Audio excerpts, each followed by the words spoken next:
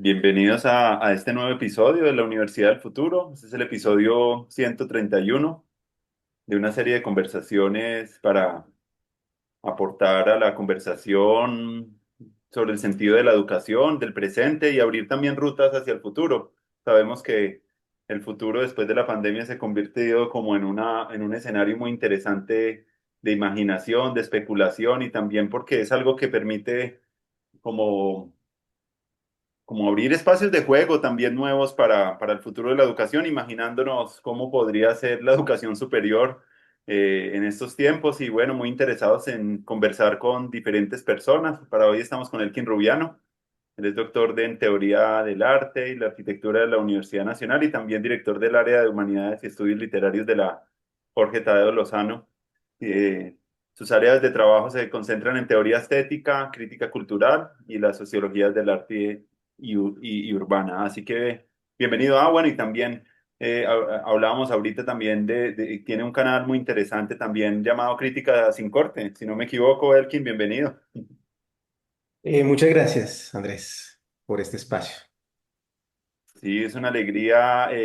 Me encontré con tu trabajo doctoral de rastros, tumbas y rostros, que aborda un poco como los temas del arte y la violencia acá en Colombia. Y bueno, es uno de los temas como de las cuales me gustaría como explorar un poco contigo. Pero antes de eso también, siempre con los invitados de este canal, hablamos un poco y algunas experiencias previas. Me gustaría cómo llegas tú a estos temas y qué experiencias también crees que marcaron de pronto tu interés también por el arte, la sociología, la teoría estética. Me gustaría un poco que empezáramos por ese encuadre general.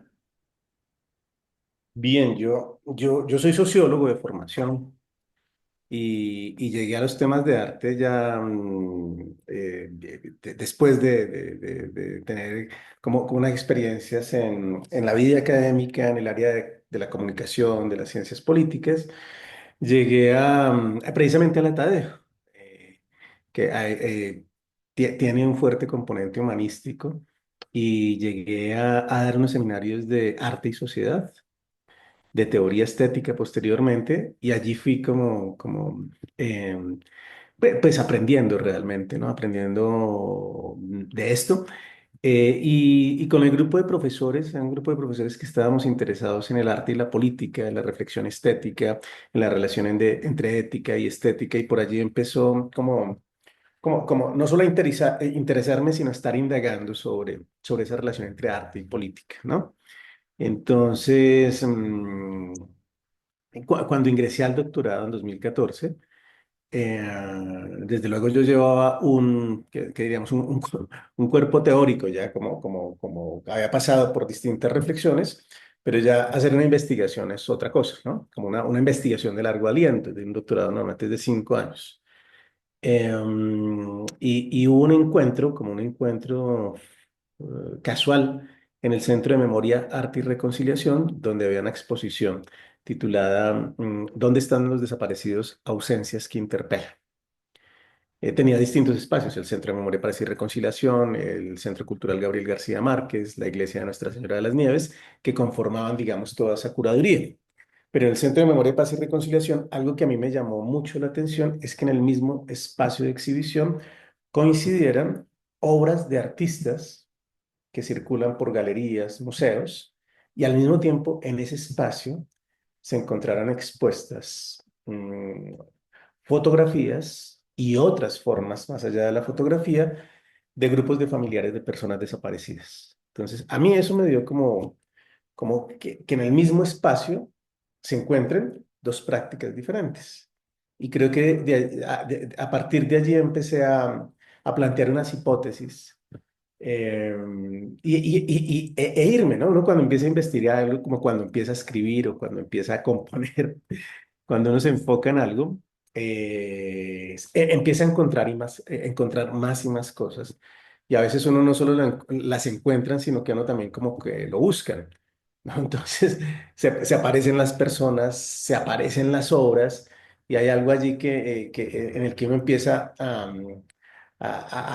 acumular información, acumular experiencias y tratar de articular todo eso, ¿no? Entonces, ya ahí viene, digamos, el proceso de investigación de definir, digamos, también algunos artistas, algunas obras de arte que se convierten en el centro de la investigación, pero también con todo esto, porque yo me he formado mucho teóricamente, como en mi práctica de docencia universitaria, estaba muy enfocado en la teoría y creo que algo que sucedió con todo esto era también como, lo digo yo en el prólogo del libro, un poco en chiste, como llevar la teoría a sus justas proporciones. Como dijo un expresidente con respecto a los manejos, ¿cómo es que decía? Llevar la corrupción a sus justas proporciones, ¿no? Voy a llevar la teoría a sus justas proporciones y voy a estar muy interesada en una exploración más receptiva. Receptiva quiere decir que logre construir, digámoslo así, una experiencia o un encuentro con esas obras, una experiencia y un encuentro con los familiares de personas desaparecidas, con los propios artistas, con algunos testimonios, ¿no? Entonces creo que para mí esto también fue como una aventura y por eso nunca, no, a pesar de lo doloroso de todo esto, siempre hubo como el placer mismo de estar buscando y de estar aprendiendo, pero sobre todo de estar receptivo, ¿no? Entonces, eso sería como un conjunto de lo que fue esta investigación más desde las intuiciones, los encuentros azarosos y cómo se puede ir construyendo algo. Ahora después todo eso toca empezar a sistematizarlo, pensarlo y tiene que resultar en un texto académico, propiamente. Claro, claro. Y me gusta mucho, bueno, el conjunto de autores que tú pues por ahí en tu investigación circulan también de la estética, también obras de arte, eh, pero también ves unos desplazamientos también entre esas formas de hacer del arte. ¿Tú buscas enmarcar en un periodo histórico ese conjunto de obras o porque veo que por ahí pasan desde los 60, pero logras tú ver cómo también las voces de las víctimas empiezan a cobrar como un mayor Ujú. protagonismo en la representación y no solo en la representación, sino el trabajo del artista con las víctimas para las obras de Erika Dietes? Me gustaría también que pudieses señalar un poco esos desplazamientos y cómo de pronto hay algunas cosas que quisiera preguntarte, pero me gustaría como empezar por esto. ¿Tuviste un Por poco lo como temporal. una delimitación histórica para eso, para ese trabajo de Hice obra? una revisión, digamos, que quise hacer, terminó siendo como una curaduría virtual para la investigación. Y era empezar a seleccionar obras que fueran muy significativas desde 1948 hasta 2017 tal vez, que fue cuando hice eso. Creo que allí se compilaron alrededor de 50 obras. Entonces, esto también como investigación hice una línea temporal, la curaduría realmente era una herramienta digital, una línea de tiempo donde yo tenía la capacidad de pegar la imagen, buscar referentes críticos, históricos de la obra y poder revisarlo y poder cargarlo, ¿no? También esto es como tener un archivo portátil, ¿no? Como lo que uno conoce como humanidades digitales, no era una herramienta de las humanidades digitales de construir una línea de tiempo. Yo hice mi estancia doctoral en México, me iba 6 meses, pues uno no se puede llevar libros, entonces era como compilar eso. Y esa línea de tiempo a mí me dio como muchas luces. Primero, algo que no es sorprendente, pero cuando uno lo está compilando no deja de sorprender, es que la violencia en el arte en Colombia, artes plásticas, visuales, teatro, danza, música, están presentes de manera permanente. Y eso es abrumador. No es que uno tenga que buscar por un año, en 5 años no se produjo nada. No, esto es permanente. Y entonces, como relato de nación, esto es bastante abrumador. No, pero cuando construí la línea de tiempo, pues también permitía que uno visualice el tratamiento diferencial que hay en esta relación entre arte y violencia en Colombia, ¿no?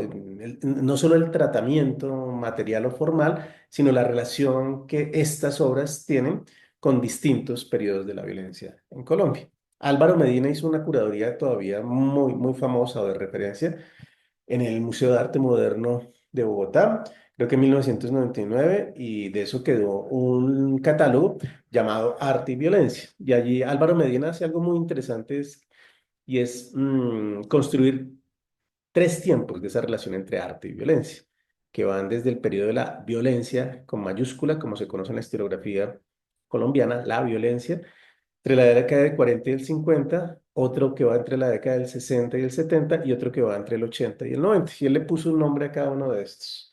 Al primero le llamó la violencia como tal, al segundo le llamó la violencia revolucionaria, unida a las guerrillas, y a la tercera la llamó la violencia narcotizada.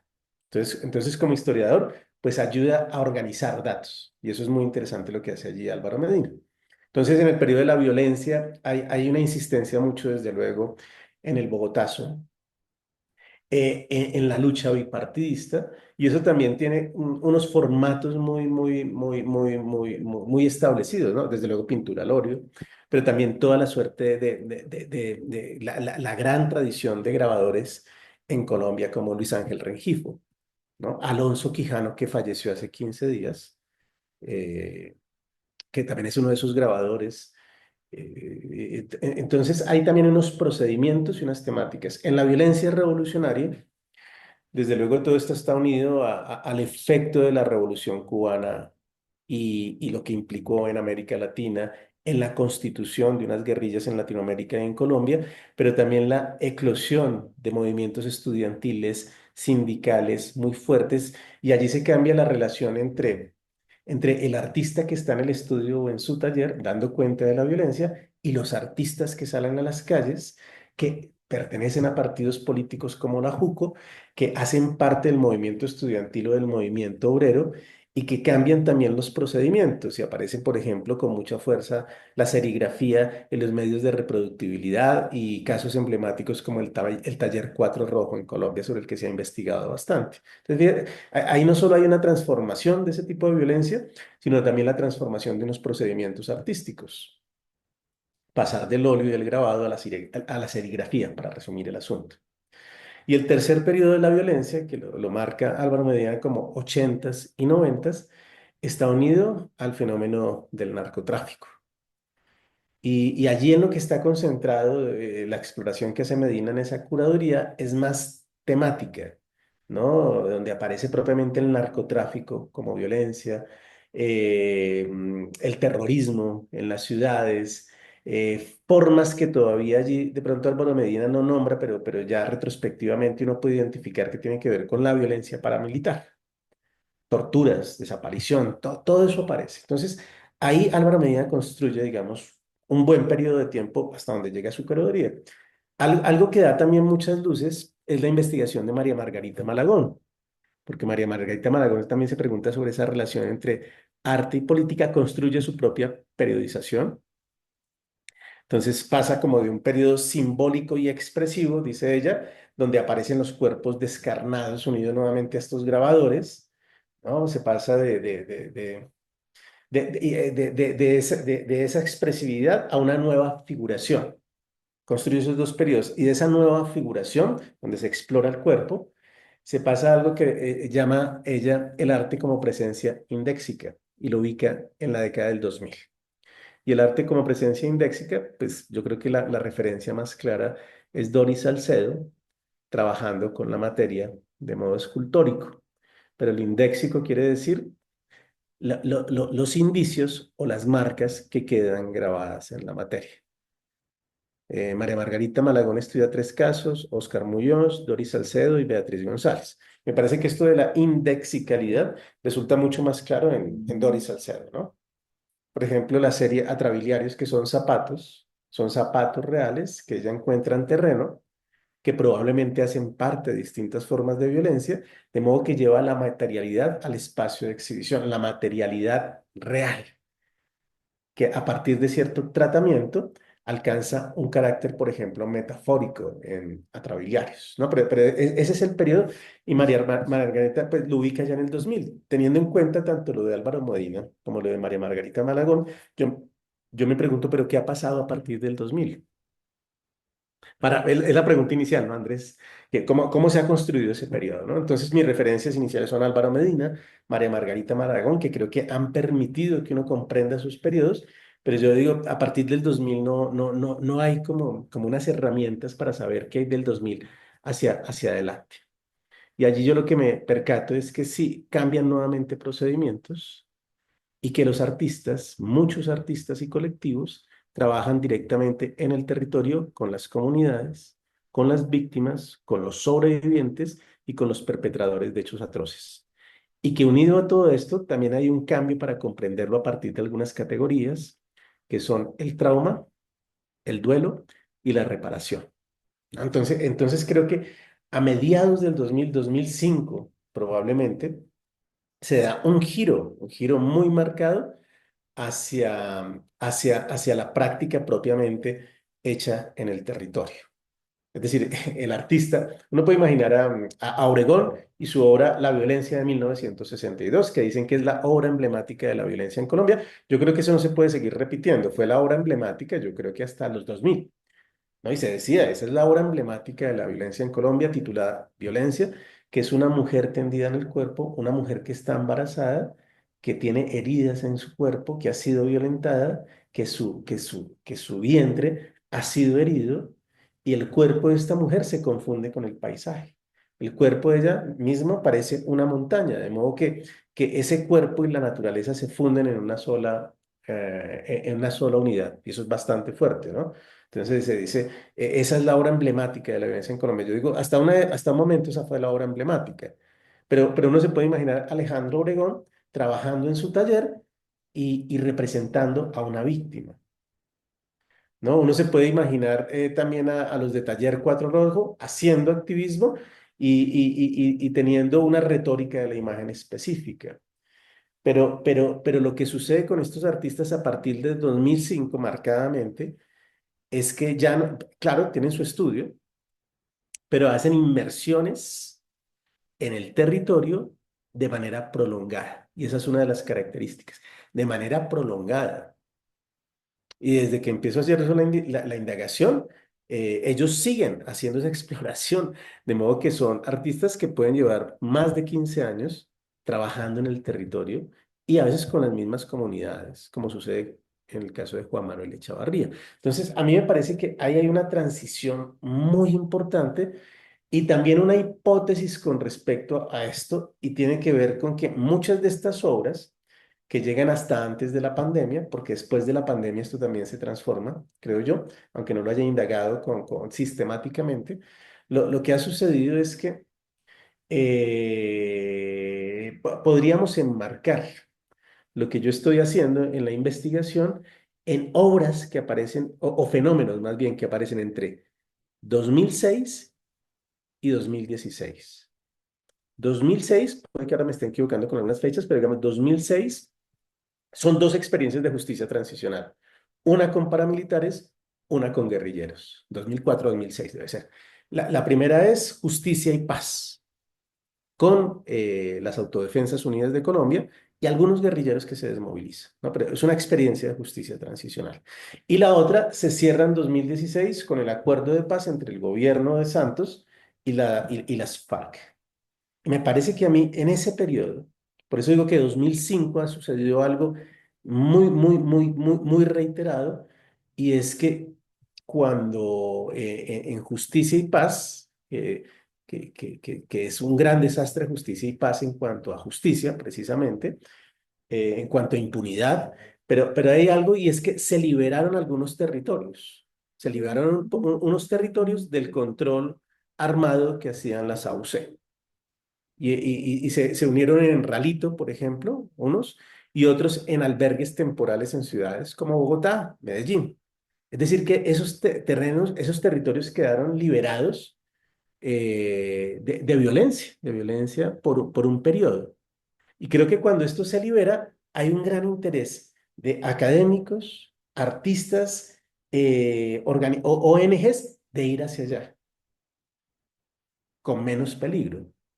Entonces me parece que hay un fenómeno o un efecto de una experiencia de justicia transicional en prácticas artísticas en Colombia que trabajan, por decirlo así, el tema de la violencia.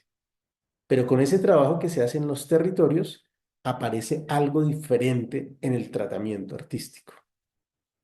No, aparece algo diferente, y voy a señalar para mí algunos artistas que operaron de esa manera y que creo que hacen obras que son de mucho valor. Por ejemplo, ya lo dije, Juan Manuel Echavarría, una serie fotográfica como Silencios. La serie fotográfica Silencios son fotografías frontales de tableros de escuelas abandonadas. Y esto es impresionante y Juan Manuel Echavarría lo sigue haciendo. Hacer esto es caminar el territorio.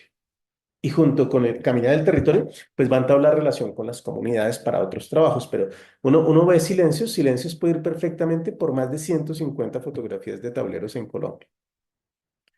Eso es impresionante, pero además cuando uno puede mapear eso, eso va desde el noroccidente de Colombia, llega hasta el oriente, Chocó, baja por el occidente, del occidente se va hasta el oriente, centro-oriente. Entonces casi que está mapeando todo el territorio de escuelas abandonadas.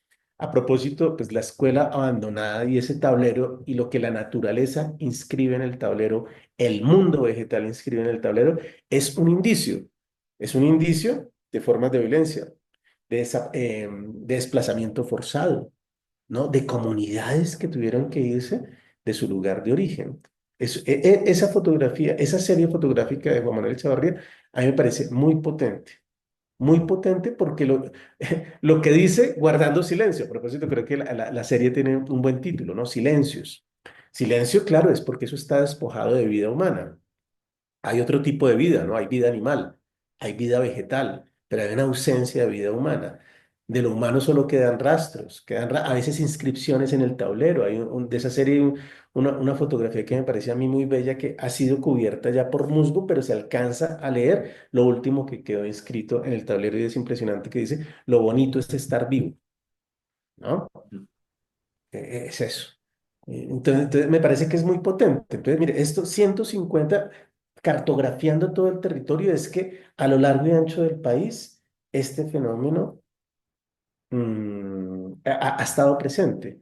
Pero ha estado presente, pero también ha estado olvidado. Entonces, me parece que también hay mucho valor en estas obras. Es que es traer eso al centro metropolitano, Bogotá, por ejemplo, que tiene otras formas de violencias, pero que incluso violencia de este tipo que solo está en Cundinamarca no, parece que no se conociera, ¿no? Hay mucha comodidad en Bogotá y en otras ciudades, ¿no? Como que la violencia es del campo, la violencia está lejos de mí, ¿no? De modo que estos trabajos también han acercado la violencia a una ciudadanía que ha estado enceguecida del conflicto armado en Colombia, ¿no? Entonces me parece también que estas obras permiten también construir otras narrativas sobre la violencia en Colombia, que no son las dominantes de los políticos, que no son las dominantes de los medios de comunicación, ¿no? Entonces me parece que también se están construyendo estas narrativas que pueden tener una posibilidad de entender el conflicto de una manera. Estoy mencionando artistas.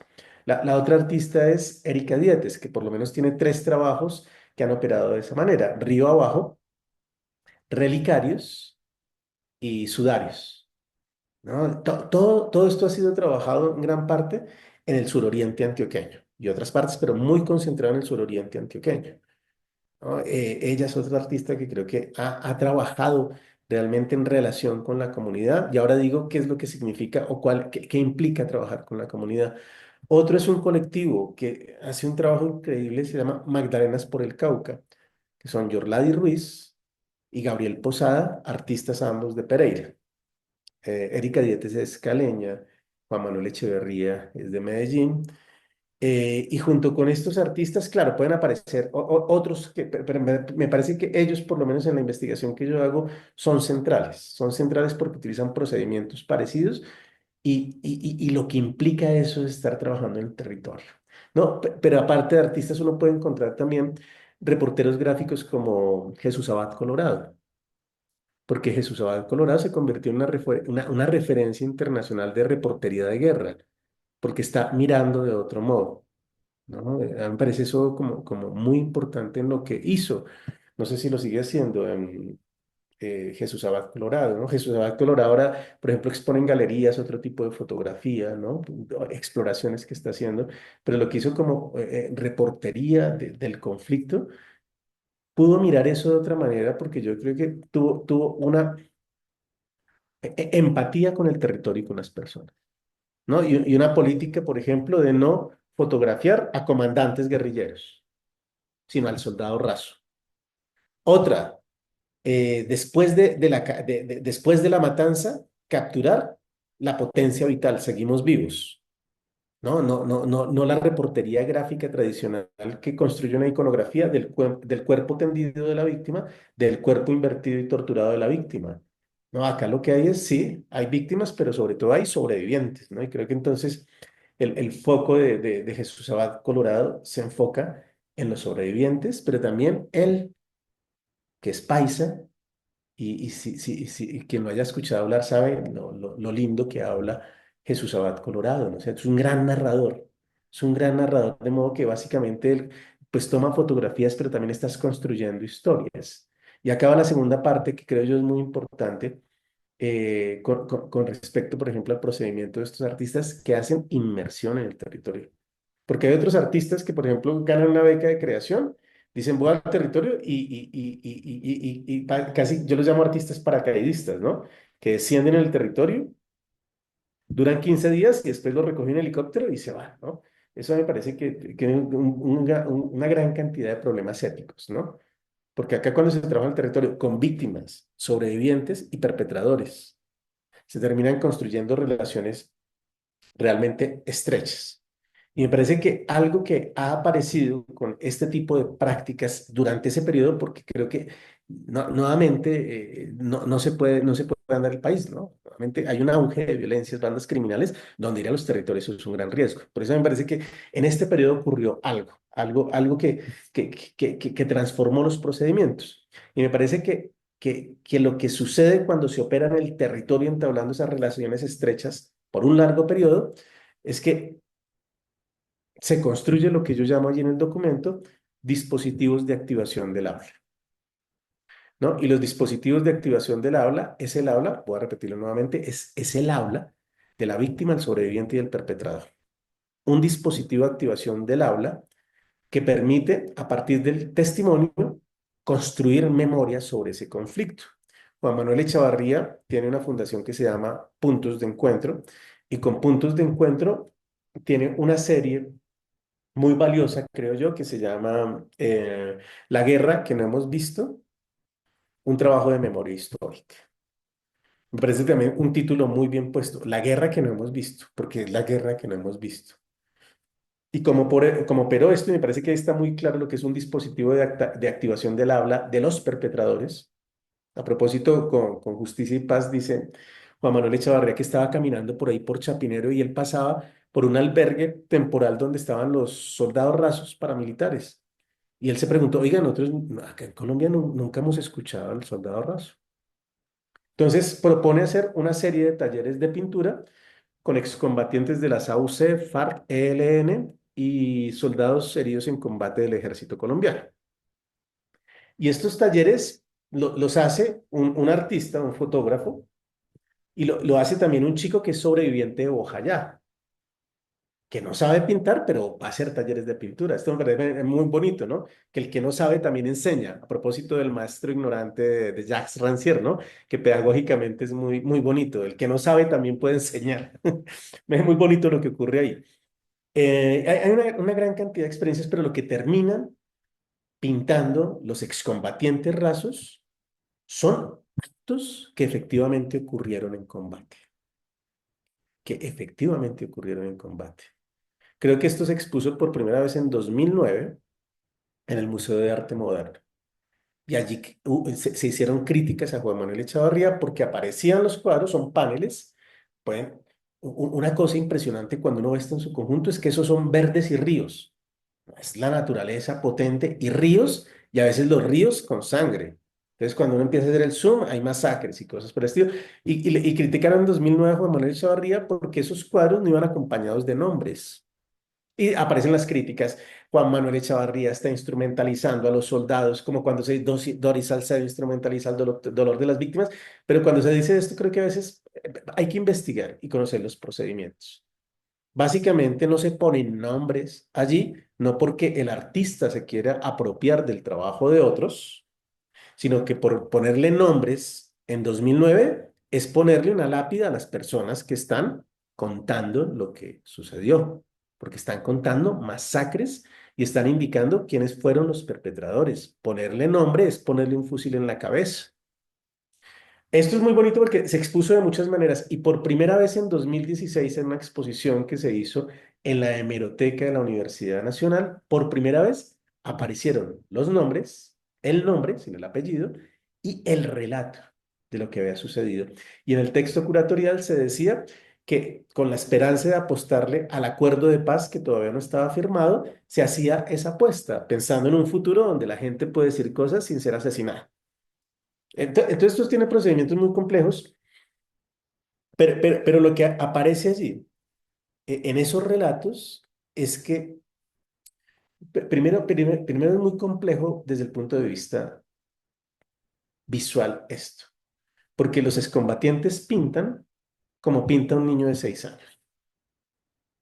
Entonces, no hay profundidad, no hay perspectiva, no hay relación entre frente y mirada cenital. Es como dibuja un niño, ¿no? Un niño dibuja una casita, un río, el sol y el lago lo ve en cenital y las personas las ve perfiladas, ¿no? Entonces, es una representación muy infantil, pero lo que se representa no es nada infantil, sino atroz. De hecho, desde el punto de vista de la retórica de la imagen, yo creo que también es muy efectivo por ese encuentro de dos opuestos, de lo Ah, infantil la forma infantil de representar y la atrocidad de lo representado. mm, Pero, por ejemplo,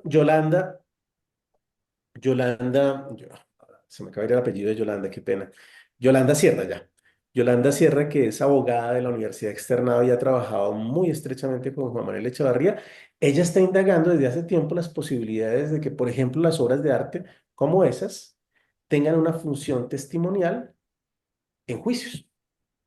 ¿No? mm, Porque allí lo que aparece desde el punto de vista legal es una composición de tiempo, lugar, acto y acción.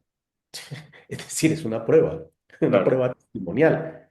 Hay un cuadro de Juan Manuel Echavarría, bueno, de esa serie hecha por Henry, un excombatiente de las FARC, no, un soldado, un soldado del ejército colombiano. Eh, Creo que es Henry. Y él pinta los hornos crematorios del norte de Santander de los paramilitares, Mm, porque él los descubre incumpliendo una restricción de movilidad que tenía por parte de sus superiores. Se va por allá porque le parece muy extraño que en una zona desértica hayan flores, en una zona desértica hayan flores. Y, y llega ya con otros soldados y lo que encuentran son los hornos, restos humanos, mm, cenizas.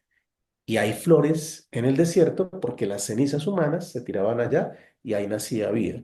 Pero a mí me llama, mire, a propósito de lo de Yolanda Sierra, de lo testimonial, a mí me sorprendió mucho porque yo triangulé la información y ese cuadro fue pintado un año antes de que Salvatore Mancuso confesara la existencia de los hornos crematorios. De modo que antes de la confesión del perpetrador ya existía la evidencia testimonial de que esos hornos existieron. A mí esto me parece impresionante y la potencia que tiene una serie como esta. A eso es lo que yo le llamo dispositivo de activación del aula. Los talleres de pintura y las pinturas como tal estuvieron ligadas a lo testimonial y a esos hechos.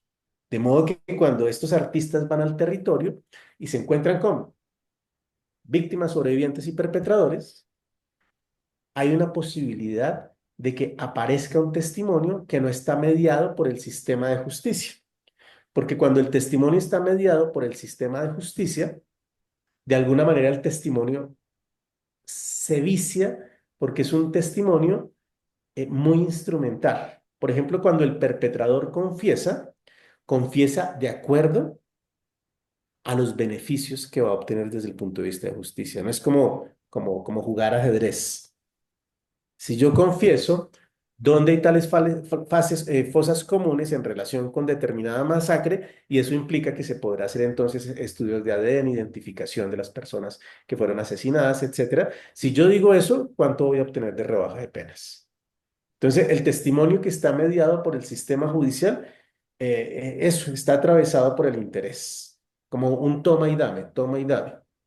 El testimonio académico, el que vaya al investigador social, muchas veces, aunque tenga metodologías de acción, participación y todo eso, llega al sistema académico con sus instrumentos de medición, de interpretación, y también hay como algo que puede que se restrinja.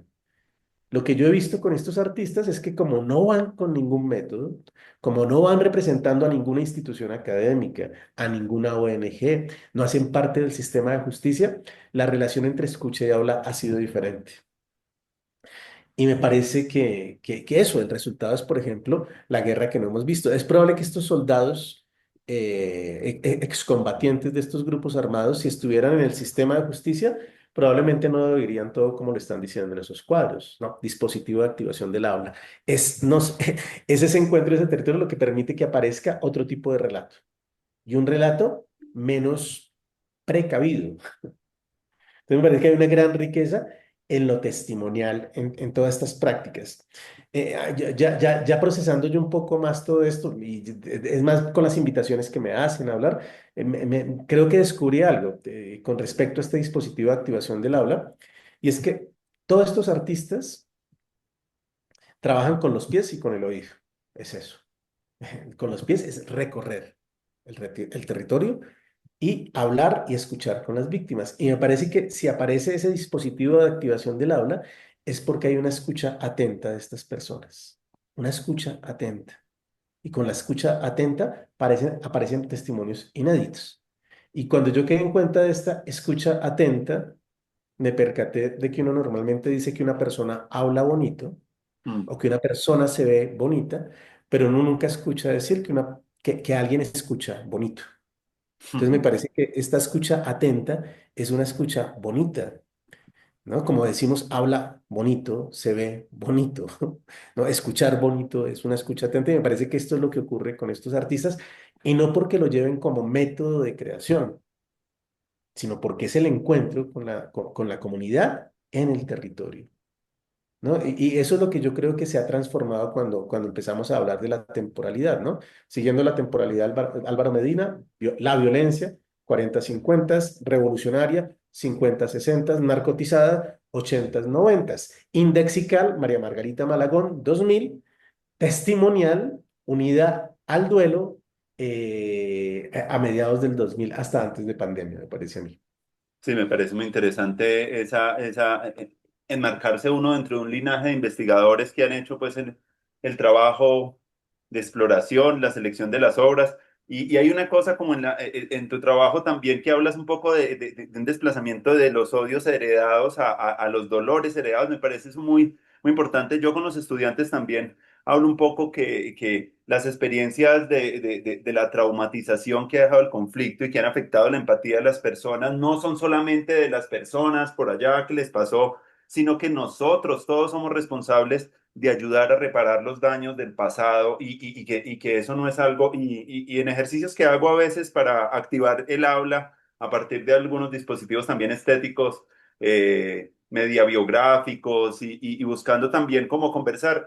Las historias alrededor del trauma, de la violencia, de los duelos están en todos y todos tienen alguna historia y a veces es porque no hablamos de eso, pero medio uno abre el espacio y salen muchas cosas de eso que tú hablas de trauma, duelo y me parece muy importante.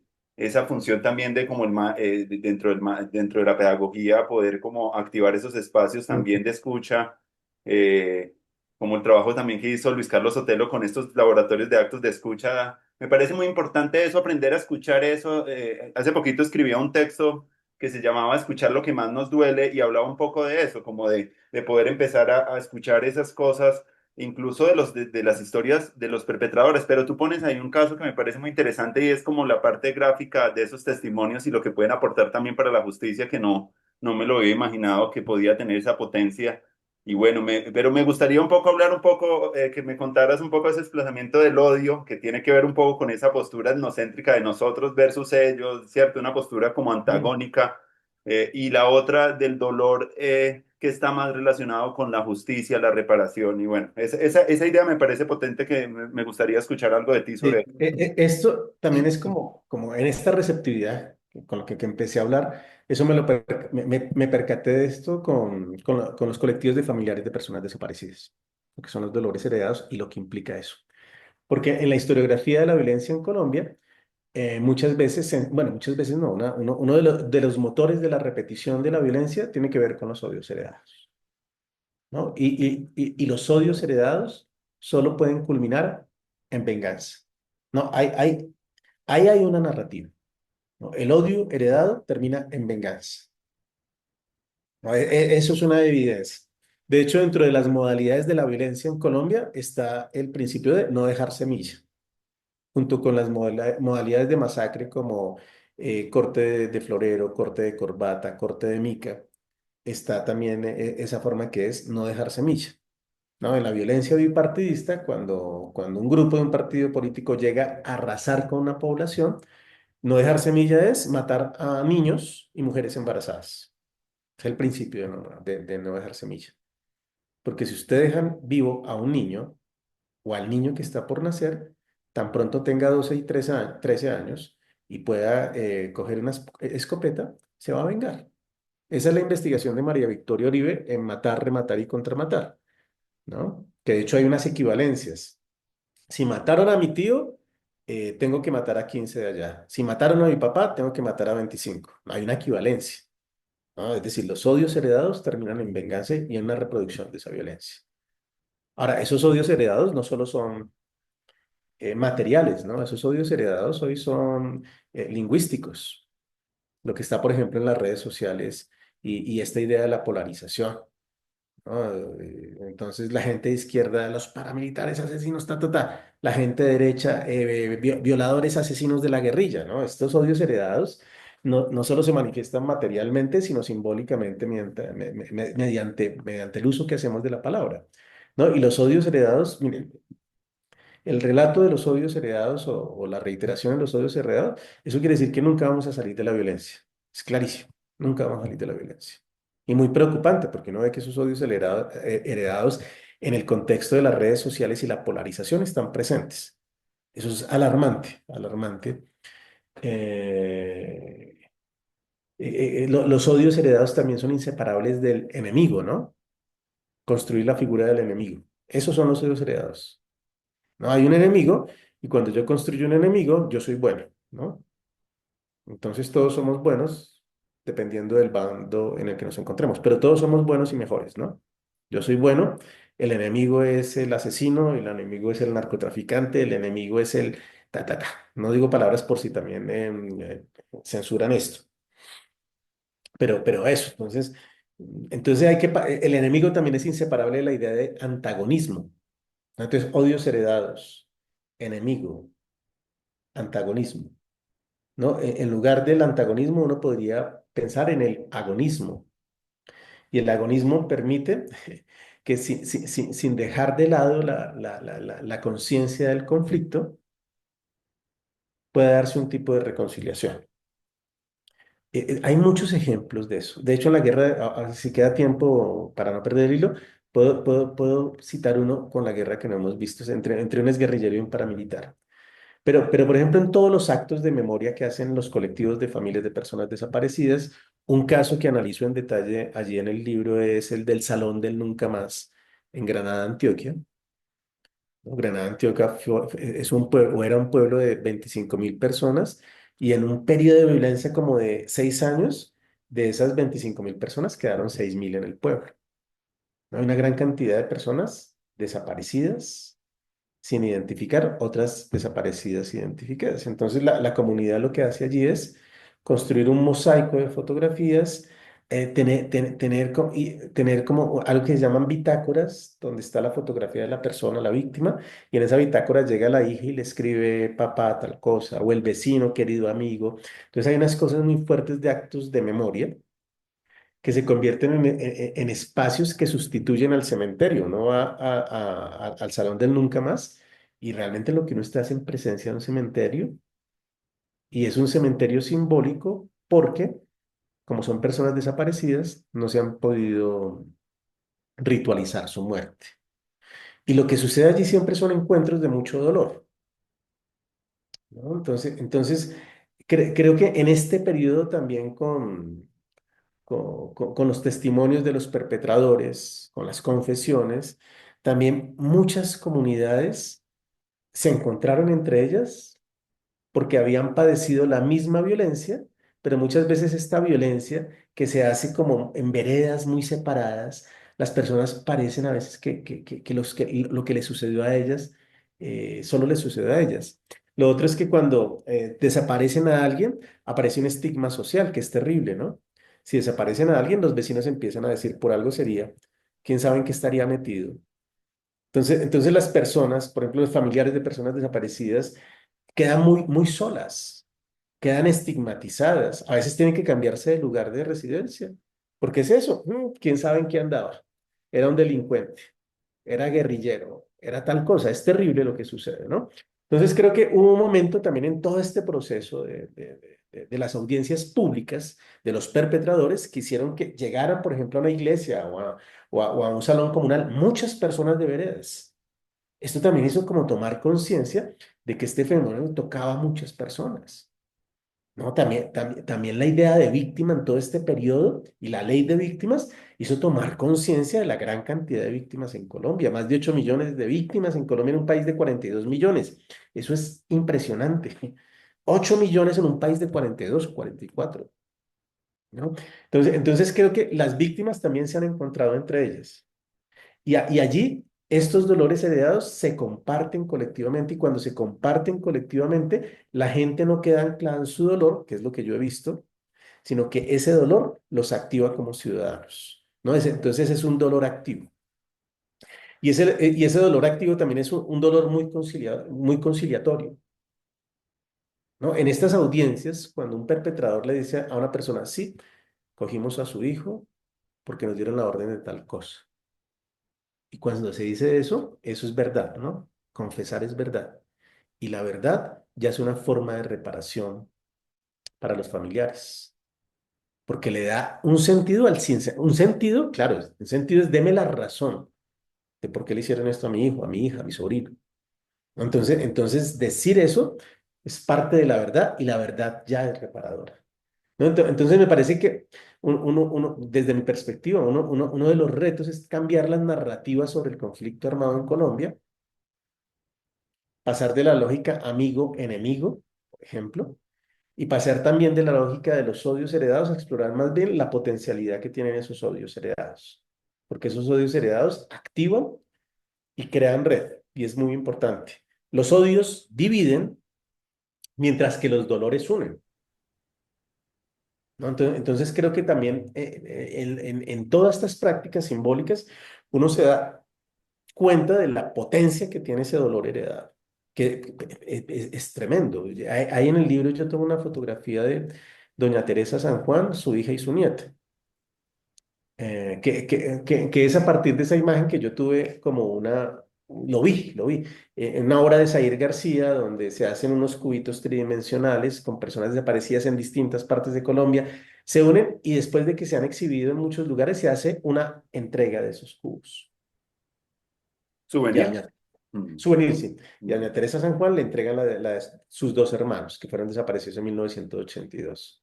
Y cuando le entregan eso, está ella, está su nieta que porta acá la imagen de uno de sus tíos y está su hija que porta uno de sus hijos. Yo vi eso y me resultó muy doloroso cuando veo la fotografía ya en el archivo, yo estuve en la entrega y todo esto, pero en una sola fotografía, tres generaciones. Y lo que yo me digo es que la niña antes de nacer, porque nace después de 1982, nace ya con el trauma familiar incorporado.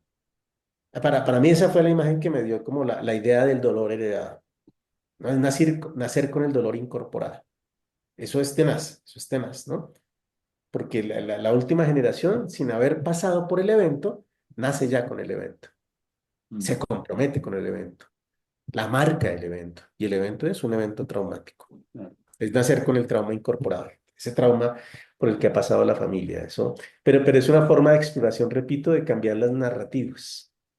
Por ejemplo, cambiar la narrativa de amigo-enemigo y tal vez no sé si se ha percatado que nunca he dicho victimarios, sino he dicho perpetradores. Siempre he dicho perpetradores porque decir victimario es condenar a una persona en una sola identidad. Si usted le dice victimario a un guerrillero porque cometió tales actos atroces, se le olvida que ese guerrillero probablemente a los 13 años fue secuestrado por la guerrilla que le hizo por la fuerza tomar las armas, de modo que también fue una víctima.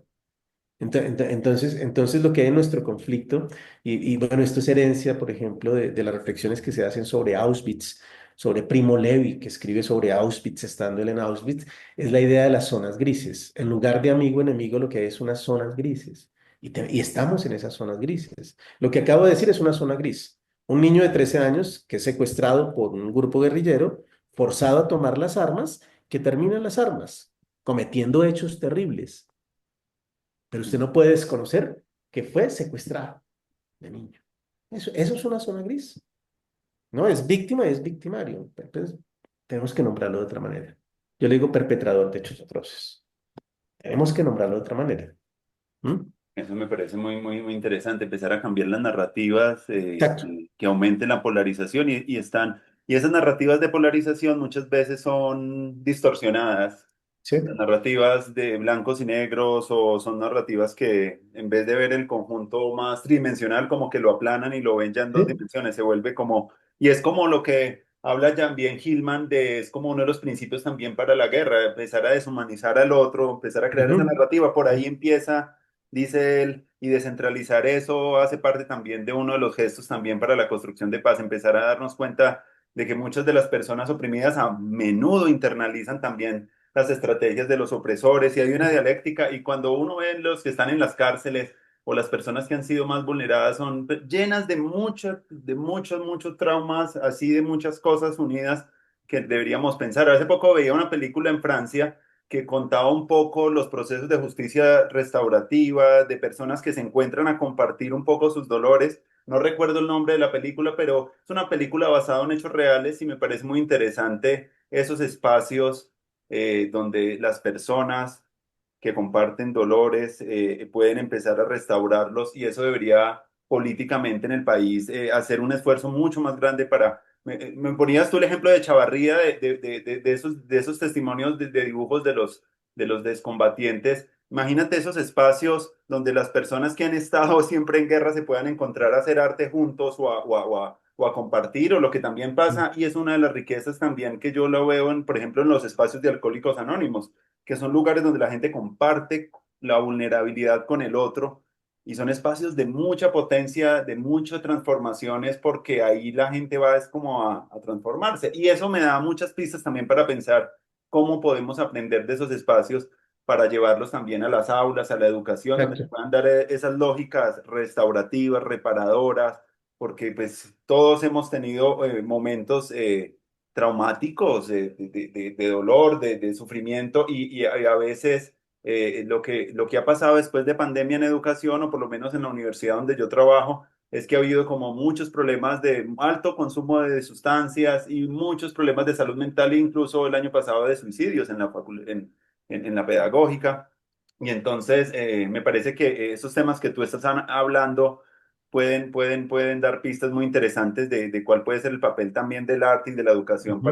para trabajar estos temas difíciles, complejos, y no quedarnos solamente en esas narrativas que nos permiten seguirnos enfrentando, sino como pensar esa imagen del Agón que Chantal Mouffe también como que lo trabaja, me Sí. parece potente, pensarnos, y es una de las cosas que me parecen interesantes porque una de las cosas que yo estoy viendo mucho en la academia es que a veces se dificulta tramitar el dolor, tramitar las injusticias. Hay muchas cosas que nos indignan, pero no tenemos las capacidades o cada vez se vuelven más difíciles de cómo tramitarlas para que no pase lo que René Girard hablaba de sacrificar a una víctima para aliviar un Sí. poco el dolor. El chivo expiatorio. Chivo expiatorio, ¿cierto? Me parece que eso está pasando mucho con el tema de funar a personas, como de que no Sí. podemos como tramitar esas cosas, no hay espacios culturales, educativos, donde podamos digerir una cantidad de injusticia. Entonces estamos bombardeados de mucha información, y eso también lo dice Franco Berardi en varios textos, hay mucho, exposiciona mucha materia de trauma y de dolor y de injusticias y de cosas dolorosas, pero no hay espacios él habla del cibertiempo, como que no tenemos el tiempo para digerir toda esa cantidad de temas. Entonces, ¿qué pasa? Nos vamos quedando con eso que tú podrías llamar esos dolores no tramitados y heredados y se vuelven ya bombas de tiempo porque esas cosas que no se tramitan en las personas se pueden volver, pero imagínate como cultura toda esa información se vuelve un desastre. Entonces me parece como que un tema muy importante el que estamos hablando también para pensar un poco y repensar el sentido de la educación frente a estos temas. Mm. Ujú. No, completamente de acuerdo. Es que se necesitan construir otras narrativas.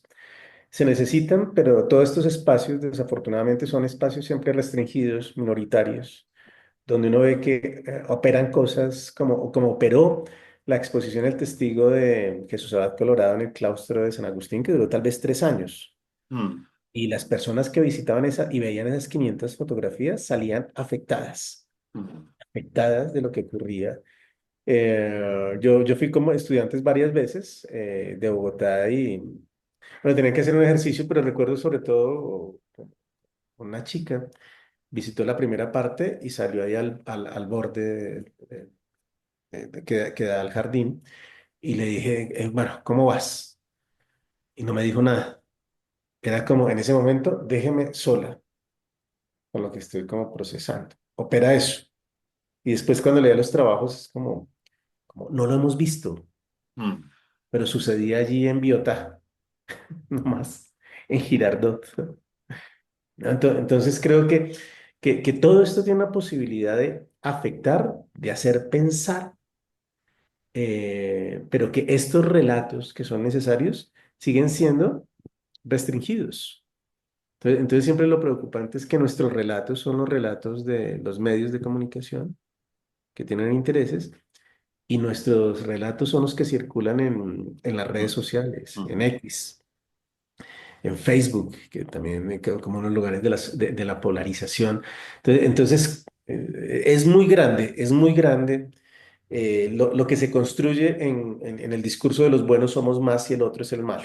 Es Ujú. muy grande, ¿no?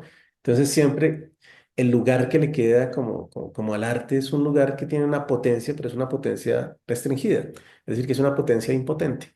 Ajá. Y se da Y cuenta tú, que ahí y están tú, operando cosas muy importantes, pero que no logran desde luego llegar a la ciudadanía, ¿no? A un gran público, ¿no? Entonces esa es también la impotencia del arte. Yo te iba a preguntar un poquito en una situación que yo estoy percibiendo y son muchos trabajos, es el sentido de los usos de la memoria, ¿cierto? Y el papel de la memoria. Hace poquito en un evento que hicieron en Luis Ángel Arango también se preguntaba a una persona hasta cuándo también ese gran énfasis, porque es muy importante y tú lo resaltas para poder hacer justicia, es uno de los preceptos, el esclarecimiento de la verdad, pero hay unos momentos donde ya y también la Comisión de la Verdad se acercó a eso. Tenemos que empezar también el sentido también potente de lo que tiene para las víctimas el olvidar también para seguir Claro. viviendo como una Claro. cuestión de supervivencia, porque a veces no es tan chévere seguir en esos ciclos, sino que se requiere hacer un debate. Y hay un debate también que yo veo que se necesita empezar a entrar por otros lados, o no sé, o a refrescarlo, o a agregarle nuevas cosas, o incluso teóricamente empezar a producir cosas que vayan movilizando como otros sentidos de esos usos de la memoria. ¿Tú qué percibes ahí en esa dialéctica memoria y olvido, que es una cosa de las que yo reflexiono constantemente? Porque Sí, veo un no, sobreexceso también del tema de la memoria, pero siento yo, y por eso también me parece, hay, esto de la Universidad del Futuro también me parece importante empezar a sentar las bases también de lo que podría significar la construcción sí, activar un poco esos futuros como también un ejercicio de restauración de la propia vitalidad de la afectación que deja el conflicto, me parece, porque cuando tú ves muchos de los crisis también del conflicto, también son crisis de la imaginación, de cómo no resolvemos los problemas de otras maneras. Entonces me parece que empezar a meter es una cosa que yo pienso, pero quiero saber tú qué piensas de esa tensión ahí entre pues memoria. a mí me generó muchas preguntas el libro de David Riff, que se llama Contra la Memoria. No sé si lo conoce. No, no lo conozco. Lo ¿David qué? recomiendo. David Riff se escribe. Me lo Él es hace. el hijo de Susan Sontag Mm. y es politólogo e hizo reportería de guerra en el Medio Oriente. Y hace el libro es maravilloso sobre todo por las inquietudes que nos dejan a nosotros. contra la memoria. Y él mm, tiene el caso, por ejemplo, del mundo islámico y cómo memorias que llevaban guardadas 300 años se reactivan y se reactivan de una manera terrible, ¿no? También en el caso de España, ¿no? mm, Es decir, como teniendo unos casos de historia de larga duración, como también la necesidad del olvido. Para seguir adelante, la necesidad del olvido. Entonces, el énfasis en la memoria puede ser contraproducente. Esos son los casos. Él está trabajando en unos casos distintos a los de Colombia.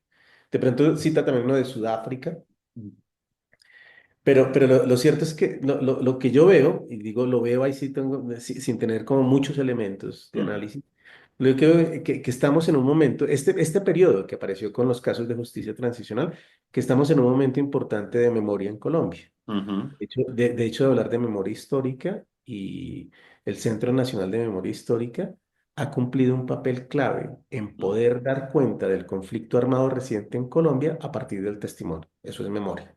La memoria es frágil, la memoria se equivoca, ¿no? Hay una distinción entre memoria e historia que hace el historiador Pierre Nora, mm, ¿no? Las memorias tienden a ser míticas, selectivas. La historia tiene lagunas, pero trabaja a partir de archivos, de modo que decir incluso memoria histórica podría ser contradictorio, pero aunque sea contradictorio epistemológicamente, en Colombia es una necesidad, unida a cierta urgencia, ¿no? Pero también, también con la misma, así como lo dije del victimario, que yo digo perpetrador, creo que también congelar una identidad en la de víctima es muy complicado. Yo creo que también la noción de víctima en Colombia con la ley de víctimas, pues pasa a una cuestión jurídica que ha sido indispensable, pero desde el punto de vista de las biografías y los trayectos, que la gente no se quiere quedar estancada en la noción de víctima. Entonces uno no puede estancar a alguien en la noción de víctima, porque la víctima también, como el tallerista de la guerra que no hemos visto, Noel Palacios, que es sobreviviente, ojalá, él es músico, y cuando canta él dice y aclara, yo no soy una víctima, yo soy un sobreviviente. sí, Entonces se construye desde otro lugar. Entonces también es como las identidades, cómo se construyen. Y una identidad que se construye a partir de la noción de víctima queda anclada al momento de la victimización. De claro, modo que queda uno también las atrapado ahí. biografías tienen que liberarse de eso, Mm, ¿no? Pero también es que eh, eh, el olvido solo puede aparecer después de que se haya solucionado el trauma. mm, Entonces, es muy complejo, ¿no? Pero colectivamente, si uno ve el caso de David Reed, de pronto olvidar es clave como nación, como volvamos a empezar. Porque olvidar es olvidar también las ofensas y por mm, lo tanto impedir las venganzas. Es ujú, que, es que es eso, la memoria puede estar unida a la venganza, a los odios heredados, es que va por el mismo cuento. claro, no, pero La maravilloso memoria esa es inseparable referencia muchas de, veces de la ofensa y por lo tanto de la retaliación, muchas veces que es como lo ve en el caso del Medio Oriente. ¿Mm? Entonces es muy, muy complicado. Ahora, nuestro contexto exige hacer memoria hoy, claro, pero si logramos hacer memoria de ese conflicto, tenemos que pasar a un momento también de olvido, de olvidar, pero después de estar curado, es muy complejo, sí, muy complejo. Pero si uno anclarse en el momento traumático es muy complejo, pero digamos, no lo hablemos individualmente, sino como nación, nuevamente el relato de nación. sí, Bueno, es que el olvido, hoy en los modelos de justicia, no soy abogado y cometer errores, pero por ejemplo, que hoy, desde hace años es imposible hablar de amnistía, ¿no? Como sucedió con el M-19, ¿no? Hoy en lugar de amnistía, entonces es justicia transicional, porque la amnistía, que es un procedimiento judicial, viene de la palabra amnesia, que es olvido. mm, Hoy ninguna corte internacional acepta, desde luego, ninguna amnistía, pero tocaría preguntarse si las amnistías tienen un lugar también, ¿no? Olvidar. mm, Pues con el M-19 se hizo un olvido, pero constantemente el M-19 socialmente no se olvida y mm, se condena, ¿no? Entonces es muy complejo colectivamente, es muy complejo. Yo creo que sí, necesitamos memoria ahora por lo que ha sucedido, que haya justicia y que pasemos después de la justicia a un momento de olvido. Sí, hay una frase también ahí en tu texto de la tesis, habla de Chavarría, de abordar, de relacionarse con eso trágico, pero no quedar paralizado. Me llamó mucho la atención eso Sí, porque, el escudo de Perseo.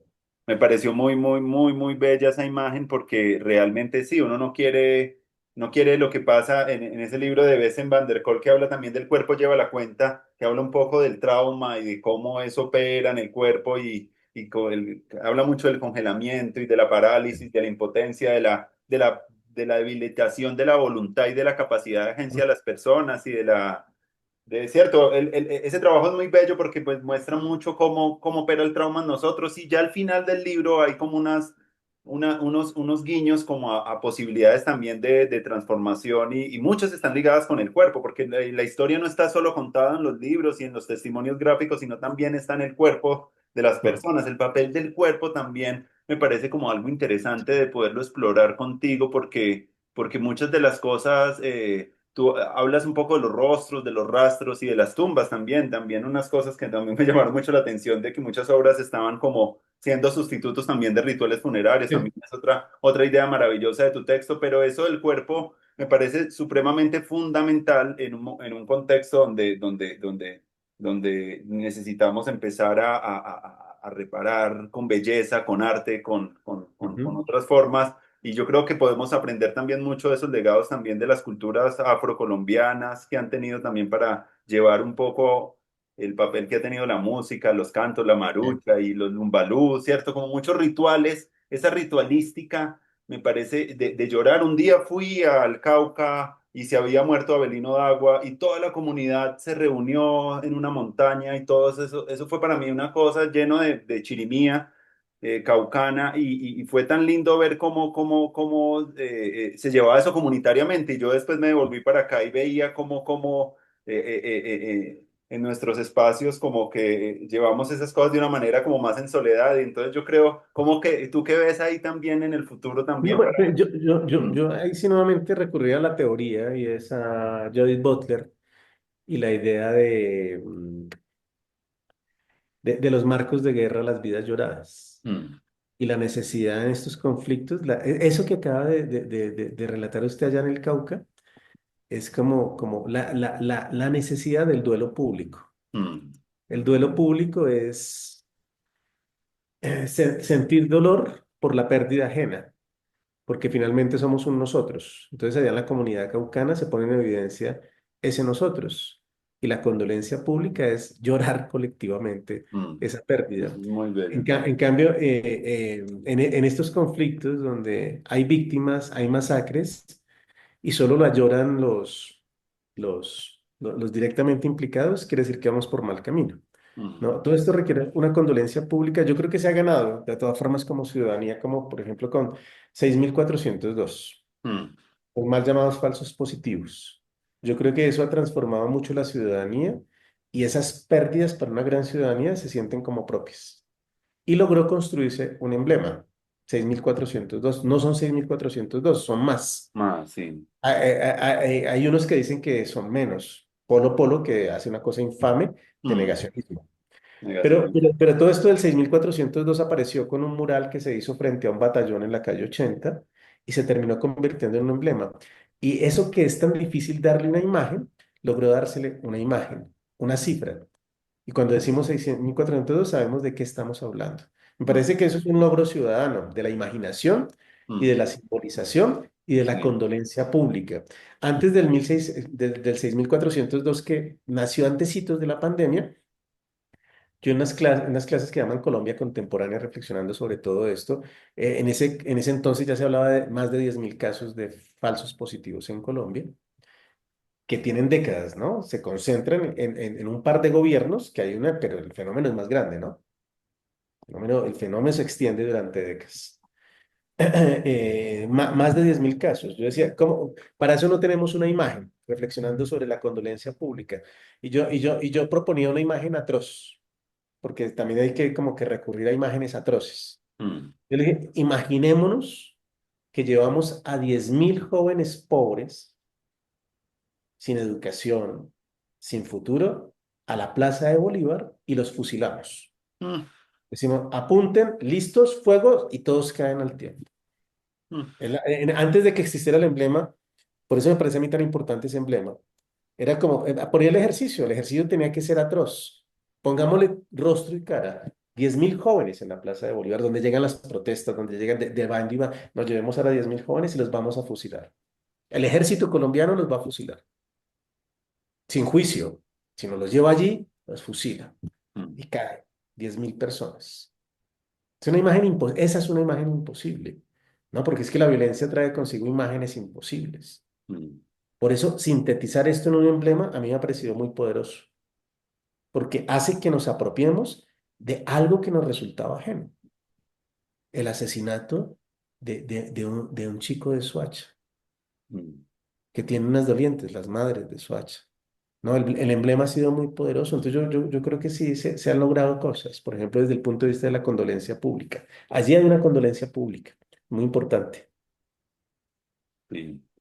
Bueno, Elkin, no, me encanta mucho hablar contigo estos temas, creo que son de mucha importancia para el país y también para este canal que habla de un poco de esta Universidad del Futuro, ya digámoslo, para ir como cerrando nuestra conversación, pues no tengo como tal una pregunta, pero sí me gustaría como reflexionar un poquito como en esta recta final alrededor de la educación y de los procesos de formación sensible que pueden hacerse con este tipo de acercamiento ¿No? a las obras. ¿Tú cómo ves como esa relación entre arte, educación y política? No, Y qué desafíos ves tú también para la universidad? todo esto que estamos hablando, para mí Mm, esto es indispensable, es como la educación para la paz y para otro tipo de sensibilidad. mm, Tenemos que educar en otro tipo de sensibilidad. El lenguaje nos construye a nosotros. En mm, Colombia, ese lenguaje, hay un lenguaje que es terrible. Pero, por ejemplo, todos nos hemos socializado desde niños y lo seguimos repitiendo como no de papaya, mm. no, no de papaya, no de papaya. Pero la lección del padre, la madre o el tío cuando dicen no de papaya va acompañada de otra lección. A papaya puesta, papaya partida. Mm. Y no de papayas, no sea huevón, que es la Sí. otra donde la víctima tiene la culpa. Si a alguien le roban el celular en la calle, es que dio papaya. Mm. Entonces la víctima se convierte en culpable. Es culpa mía de que me roban el celular. Ajá. Por acá yo, pues, donde vivo la otra vez, yo iba escuchando con mi y me para la policía, está haciendo pedagogía de que no exhiba mi dispositivo.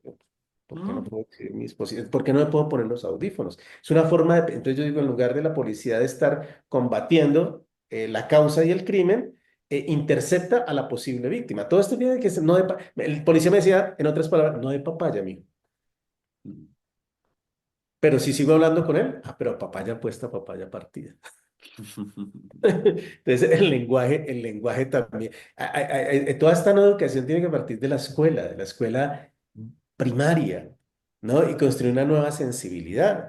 Yo sé que se hacen intentos, pero ahora que hay niños venezolanos en las escuelas públicas en Colombia, en lugar de esa nueva sensibilidad, lo que aparece es una reproducción de los odios y los estigmas de los padres llevadas al aula, donde los niños de 7 años le dicen al otro niño de 7 años, veneco. ¿Mm?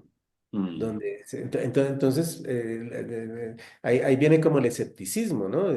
¿Qué es lo que hay que hacer? Yo sí creo que hay un cambio, una educación para la paz pasa por una nueva sensibilidad, por un nuevo lenguaje, porque el lenguaje se hace cosas, ¿sí? Entonces, hay padres creyentes que van a la iglesia católica los domingos, reciben la palabra de Cristo, pero si a su hijo le pega un niño, es seguro que el papá no le va a enseñar una lección de Cristo. Para la próxima, mijo, ponga la otra mejilla. Que es tan mm, lindo esto en Jesús, ¿no? Poner la otra mejilla es romper el círculo del odio. ujú. Mire eso está allá en la iglesia, pero no es capaz de aplicarse, ¿no? Porque si le pegan a su hijo, usted le va a decir, no, no sea huevón, le va a enseñar a boxear. Y si le dan un puño, usted devuelva dos. Es muy difícil, ¿no? Porque una Sí. educación, de hecho, una educación de este señor que va o señora que va a la iglesia católica y recibe la palabra de Cristo, podría llevar la palabra de Cristo como si le pegan un puño, ponga la otra mejilla, que también es la de Gandhi, ¿no es cierto? Mm, ¿No? Poner Gandhi también es como la otra mejilla. Y la otra mejilla, pues lo demuestra Gandhi, tiene mucha potencia, pues lo demuestra el propio Jesús, tiene mucha potencia. Esto de poner la otra mejilla es Romper inmediatamente con el vínculo de lo vindicativo, del odio, ¿no? De la venganza. Entonces nos vamos a los traques, empecemos a pelear y nos morimos todos, porque el relato de todo esto es que todos mueren. Eso lo enseña la literatura clásica, ¿no? Con la venganza todos mueren. Eso es Hamlet. Con la venganza todos mueren. Muere el padre, muere el tío, muere la madre, muere Hamlet, muere la novia, muere el hermano de la... Todos mueren. Es que es increíble. Es que si esto no se transforma, la aniquilación es total, ¿no? Entonces, claro, eso tiene que ver un cambio de una nueva sensibilidad, un nuevo lenguaje, un nuevo cuerpo, ahora que se nombraba el cuerpo, Andrés, ¿no? Mm, Es que eso pasa por el cuerpo, mm, pasa por el cuerpo, entonces también y esto, ya los grandes se pervirtieron, es decir, árbol que nace torcido, eso, pero es como con los niños, ¿qué hay que hacer con los niños, no? Que serán los futuros ciudadanos, no son ciudadanos ahora, propiamente, ¿no? mm, Niños que hay que proteger, que hay que formar. ¿Cómo se están formando esos futuros ciudadanos? ¿No? Hay una gran preocupación. Para mí es alarmante cuando sé lo que sucede en las escuelas donde hay niños venezolanos, la xenofobia desde los 7 años se está repitiendo. Es una cosa terrible, es terrible. Porque mm, el niño que está siendo excluido, pues ya está creciendo con un resentimiento y eso va a ser tenaz. Están haciendo con un resentimiento, se está formando con un resentimiento. Muy preocupante.